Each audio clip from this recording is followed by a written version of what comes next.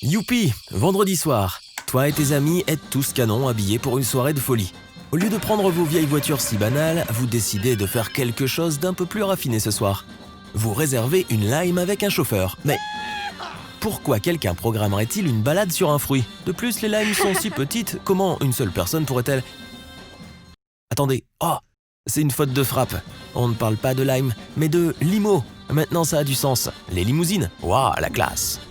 Lorsque vous êtes prêt à partir, tu reçois une notification sur ton portable t'informant que le véhicule est arrivé. Vous sortez de la maison et êtes accueilli par une superbe berline Lincoln noire allongée, aussi longue que 2 maisons. Elle est munie de vitres teintées noires, d'un toit en vinyle et de moulures chromées sur les côtés.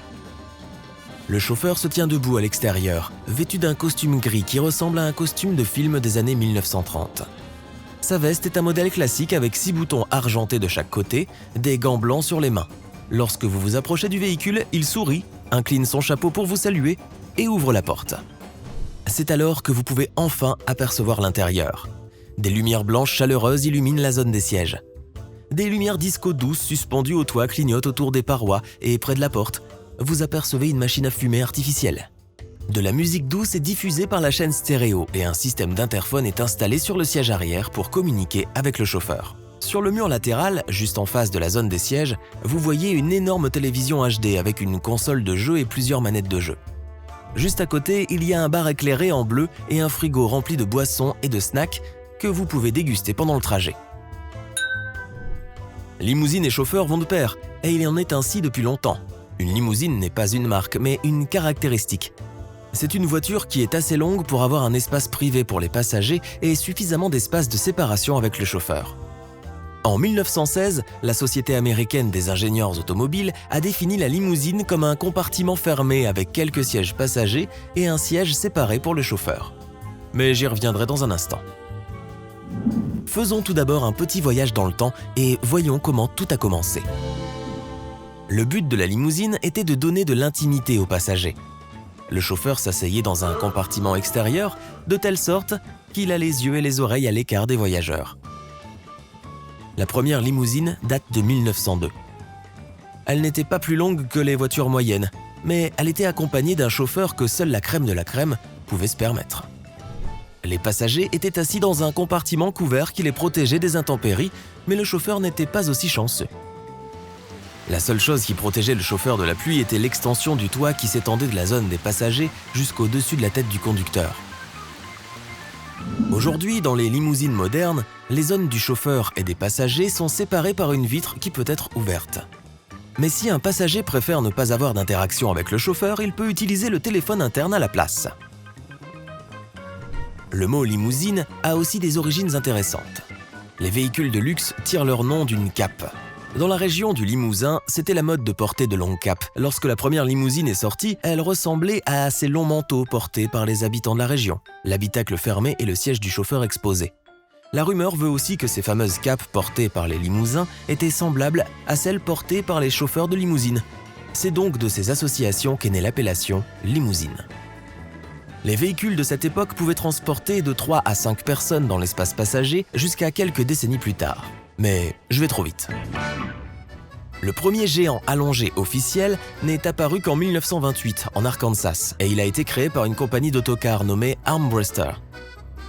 Leurs voitures étaient utilisées pour transporter les célèbres big bands, les musiciens et leur matériel dans leur tournée des États-Unis.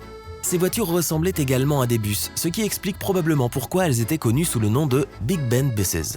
Les véhicules étaient disponibles dans des couleurs simples comme le blanc, le noir ou l'argent et pouvaient transporter jusqu'à 12 passagers. Leur notoriété et réputation a commencé à grandement se développer. Rapidement, les taxis, les compagnies aériennes, les entreprises et les hôtels ont commencé à utiliser les Big Band Buses comme leur nouveau système de transport de luxe.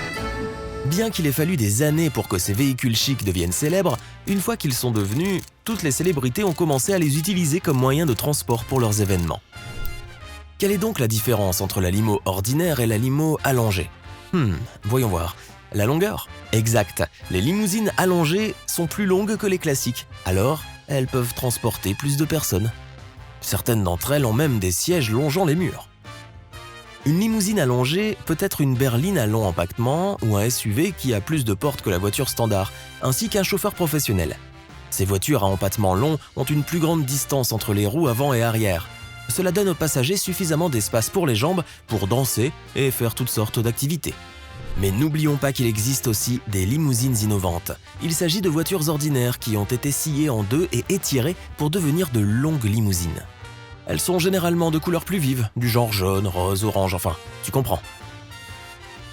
Elles sont surtout utilisées pour des occasions spéciales comme les mariages ou les fêtes. Même les Ferrari et les Mini Cooper ont été allongés pour accueillir plus de 10 passagers. Aux États-Unis, les voitures les plus courantes transformées en limousines sont les citadines Lincoln, les Cadillac XTS, les Hummer et quelques autres. Au Royaume-Uni, Rolls-Royce, Bentley et Mercedes sont quelques-unes des voitures les plus fréquemment transformées en limousines de luxe. Mais savais-tu que les taxis noirs de Londres peuvent également être classés comme des limousines par définition ? C'est parce qu'ils ont l'espace nécessaire entre le chauffeur et le passager qu'ils peuvent transporter jusqu'à 5 personnes et qu'ils ont une vitre de séparation qui donne aux passagers une certaine intimité. Même si la plupart des limousines semblent n'être que des voitures de luxe, elles sont aussi les premières à avoir été équipées de clim.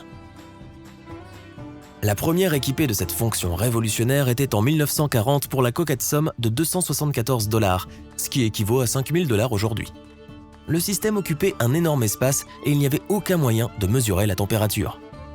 Certaines limousines ont même battu des records du monde.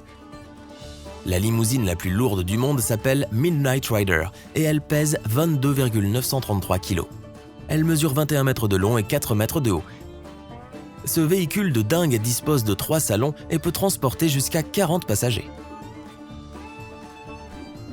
Mais la plus longue limousine du monde a été construite en 1986 par un personnalisateur de voitures et collectionneur. Elle mesurait 30,8 mètres de long et avait 26 roues. La voiture pouvait transporter jusqu'à 75 passagers, était équipée d'une piscine, d'un matelas d'eau king size et pouvait être contrôlée à la fois de l'arrière et de l'avant. Toutefois, elle ne voyageait pas beaucoup car elle était conçue pour être utilisée dans des films et pour être exposée. Tu te rappelles la limousine qui est venue te chercher ? Si tu en avais une aujourd'hui, voici comment les choses se passeraient. Tout d'abord, tu commencerais par la réservation et là, tu devrais décider du nombre de personnes présentes. 7, 10, pourquoi pas 15 ? En fonction du nombre, le prix pourrait changer en conséquence. Certaines limousines allongées peuvent accueillir jusqu'à 10 passagers alors que d'autres peuvent facilement en accueillir 15 ou même 20. La plupart des services facturent environ 100 à 200 € de l'heure selon la taille de la voiture, l'heure et la date. Mais il y a un hic. Il faut réserver au moins quelques heures à l'avance. Une fois le trajet terminé, il se peut que tu doives aussi donner un pourboire à ton chauffeur. Parfois, le pourboire est inclus dans la facture, mais il arrive aussi que tu doives lui donner un petit extra. Si tu as appris quelque chose de nouveau aujourd'hui, alors mets un like à cette vidéo et partage-la avec un ami. Et voici d'autres vidéos que tu devrais apprécier. Il te suffit de cliquer à gauche ou à droite et de rester du côté sympa de la vie.